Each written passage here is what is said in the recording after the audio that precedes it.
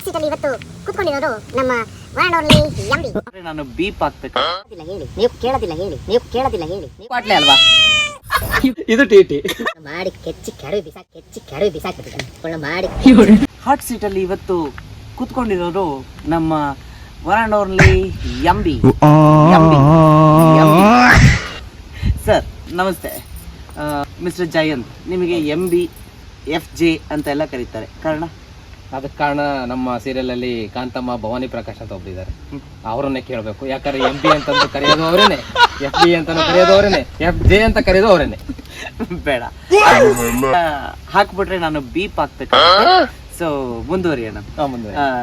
ನಿಮ್ಮ ಈ ಶ್ರಾವಣಿ ಸುಬ್ರಹ್ಮಣ್ಯದಲ್ಲಿ ನೀವು ಅಸೋಸಿಯೇಟು, ಪ್ರೋಗ್ರಾಮರು ಮತ್ತೆ ಡೈರೆಕ್ಷನ್ ಕೂಡ ಮಾಡ್ತೀರಾ ಎಪಿಸೋಡ್ಸು. ಸೊ ಆ ಟೈಮಲ್ಲಿ ಕಲಾವಿದರು ಎಷ್ಟು ಕ್ವಾಟ್ಲೆ ಕೊಡ್ತಾರೆ ನಿಮಗೆ? ಅಯ್ಯೋ, ಅದನ್ನ ಯಾಕೆ ಕೇಳ್ತೀರಾ? ಕೇಳೋದಿಲ್ಲ ಹೇಳಿ, ನೀವು ಕೇಳೋದಿಲ್ಲ ಹೇಳಿ, ನೀವು ಕೇಳೋದಿಲ್ಲ ಹೇಳಿ. ನೀವು ಕೊಡೋದೇ ತಳ್ಕೊಳಕ್ಕಾಗಲ್ಲ, ಇನ್ನು ಬೇರೆ ಬಗ್ಗೆ ಏನೇನು ಹೇಳೋಣ? ನಾನೇ ಸರ್ ನೋಡಿ, ನಾನು ಇಷ್ಟು ಪ್ರೀತಿಯಿಂದ ಮಾತಾಡ್ತಿದ್ದೀನಿ, ನೀವು ಯಾಕೆ ಅಷ್ಟು? ನೀವು ಕಲಾವಿದ್ರು ತಾನೆ? ಹೌದು, ಅದು ಕ್ವಾಟ್ಲೆ ತಾನೆ. ನಾನು ಎಷ್ಟು ಕ್ವಾಟ್ಲೆ ಕೊಡ್ತಾ ಕಲಾವಿದ್ರೆ ಕೊಡ್ತಾ ಕ್ವಾಟ್ಲೆ ಅಂತಾರಲ್ಲ, ನೀವು ಕಲಾವಿದ್ರ ಮೇಲೆ ನೀವು ಕೊಡ್ತೀರ ತಾನೆ ಕ್ವಾಟ್ಲೆ? ಕೊಡ್ತೀನಿ ಸರ್, ಖಂಡಿತ ಕೊಡ್ತೀರ. ಈಗ ಕೊಡ್ತಾ ಇರೋದೇನು? ಇವಾಗ ಕೊಡ್ತಾ ಇರೋದೇನು? ಸುಮ್ಮನೆ ಕೆಲಸ ಮಾಡ್ತಿದ್ದ ಕರ್ಕೊಂಬಂದಿಲ್ಲಿ ಕೂರ್ಸಿದಾರಲ್ವಾ, ಇದು ಕ್ವಾಟ್ಲೆ ಅಲ್ವಾ? ಕ್ವಾಟ್ಲೆನೆ. ಅಂತ ನಿಮಗೂ ಟಿಟಿಗೂ ಏನು ಸಂಬಂಧ? ಟಿಟಿಗೂ ನನಗೂ ಏನೋ ಸಂಬಂಧ ಇಲ್ಲ. ಕೆಲವು ಜನ ನನ್ನ ಹಿಂದೆ ಟಿಟಿ ಹಿಂದೆ ಏನೋ ವ್ಯವಹಾರ ಆಗುತ್ತೆ ಅಂದ್ಬಿಟ್ಟು ಏನೋ ಮಾತಾಡ್ತಿರ್ತಾರೆ, ಅದು ಅವ್ರನ್ನೇ ಕೇಳಬೇಕು. ಯಾರನ್ನ ಸರ್? ಅದೇ ಕಾಂತಮ್ಮ.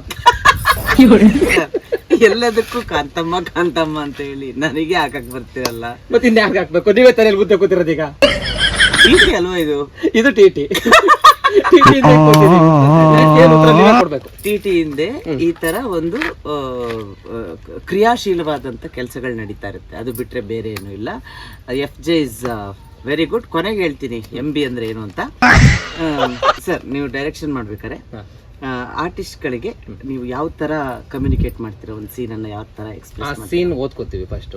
ಆ ಸೀನ್ ಮೂಡ್ ಯಾವ ತರ ಇದೆ, ಆ ಸೀನ್ಗೆ ಯಾವ ರೀತಿ ಮಾಡಿದ್ರೆ ಅಥವಾ ಹೆಂಗೆ, ಅಥವಾ ನಾವು ತೆಗಿಯೋ ಒಂದು ಮೇಕಿಂಗ್ ಆಗಿರುತ್ತೆ. ಕೆಲವೊಂದು ಟೈಮು ಶಾರ್ಟ್ ಇಟ್ಬಿಟ್ಟು ಕೆಲವೊಂದು ಸೀನ್ ನಾವು ತೋರಿಸ್ಬೋದಾಗುತ್ತೆ, ಅಥವಾ ಆರ್ಟಿಸ್ಟ್ ಪರ್ಫಾರ್ಮೆನ್ಸ್ ಮೇಲೂ ಕೆಲವೊಂದು ಸೀನ್ಗಳು ನಿಂತಿರುತ್ತೆ. ಆ ಸೀನ್ ಒಳಗಡೆ ಏನು ಕಂಟೆಂಟ್ ಇದೆಯೋ ಅದರಿಂದ ಆ ಸೀನಿಗೆ ಒಂದು ಜೀವ ತುಂಬುವಂತ ಒಂದು ಕೆಲಸ ಆಗುತ್ತೆ. ಹೌದು ಸರ್, ಹೌದು. ಈಗ ನೀವು ನಾನು ಕಂಡಂಗೆ ಜಯಂತ್ ಮುಖ ಯಾವಾಗಲೂ ಸಿಂಡ್ರಿಸ್ಕೊಂಡಿರ್ತೀರಾ, ನಗು ಅನ್ನೋದು ನೋಡೇ ಇಲ್ಲ ನಾನು.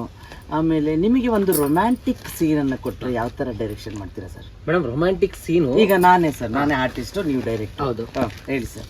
ಈಗ ರೊಮ್ಯಾಂಟಿಕ್ ಸೀನ್ ಅಂತ ಬಂದಾಗ ನಮ್ಮ ರೈಟರ್ಗಳನ್ನ ತಂದ್ಬಿಟ್ಟು ನಮ್ಮ ರೈಟರ್ಗಳು ತುಂಬಾ ಅದ್ಭುತವಾಗಿ ಬರ್ಕಳಿಸಿರ್ತಾರೆ. ಮತ್ತೆ ಆಮೇಲೆ ನಮ್ಮ ರವಿ ಸರ್ ಇದ್ದಾರೆ, ಕ್ರೇಜಿ ಸ್ಟಾರ್ ಅವರು, ಅದ್ಭುತವಾಗಿ ಕೆಲವೊಂದಷ್ಟು ಸೀನ್ ಮಾಡಿ ಕೆಚ್ಚಿ ಕೆಡವಿ ಬಿಸಾಕ್ಬಿಟ್ಟಿದ್ದಾನೆ.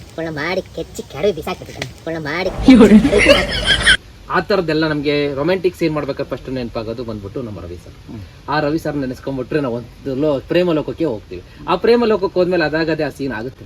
ಸರ್, ನಿಮ್ಮ ಮುಖದಲ್ಲಿ ರೋಮ್ಯಾನ್ಸ್ ಕಾಣಿಸಲ್ವಾ? ನನ್ನ ಮುಖದಲ್ಲಿ ಹಾಕ್ಬೇಕು, ಕಲಾವಿದ್ರು ನೀವು ನಿಮ್ಮ ಮುಖದಲ್ಲಿ ಬೇಕಾಗಿರೋದು. Sir, ಕಲಾವಿದ್ರು ಮುಖದಲ್ಲೇ romance ಬರ್ಸೋದಕ್ಕೂ